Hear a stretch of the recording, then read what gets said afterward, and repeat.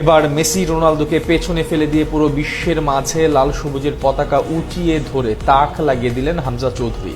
এমন এক তথ্য এবার সামনে এসেছে যেখানে পরিষ্কার মেসি রোনালদোকে প্রতিযোগিতার মঞ্চ থেকে ছিটকে দিয়ে নিজের শ্রেষ্ঠত্বের জয়গান দিলেন হামজা। কিভাবে মেসি রোনালদোকে হার মানিয়ে দিলেন সাউথ এশিয়ার ফুটবলের রাজা।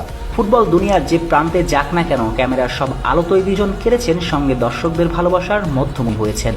মাঠ এবং মাঠের বাইরে ভক্তদের বিমোহিত করে রেখেছেন এই দুই সুপারস্টার। কিন্তু যদি বলা হয় বর্তমানে এই দুইজনকে ছাড়িয়ে গিয়েছেন বাংলাদেশের গর্ব হামজা দিয়ান চৌধুরী, সেটা কতটুকু গ্রহণযোগ্যতা রাখে?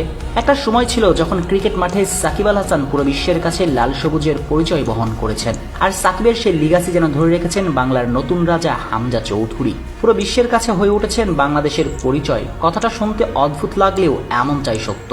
সাম্প্রতিক সময় এক চোখ ধাঁধানো তথ্য প্রকাশ করেছে ট্রান্সফার মার্কেট। যে তথ্য অনুযায়ী ফুটবল দুনিয়ার দুই মেগা স্টার মেসি রোনালদোকেও ছাড়িয়ে গিয়েছেন হামজা চৌধুরী। কিন্তু এটা যে এত দূরে যাবে সেটাই বা কে জানতো? তথ্য বলছে বর্তমান বিশ্বের ট্রেন্ডের তালিকায় সবার উপরে আমাদের হামজা চৌধুরীর অবস্থান, যেখানে তালিকার একেবারে টপে অবস্থান করছেন তিনি। তারপরেই রয়েছেন লিওনেল মেসি, তার অবস্থান হামজার ঠিক পরেরটাতে। এরপরে আছেন স্প্যানিশ বিস্ময় বালক লামিন ইয়ামাল।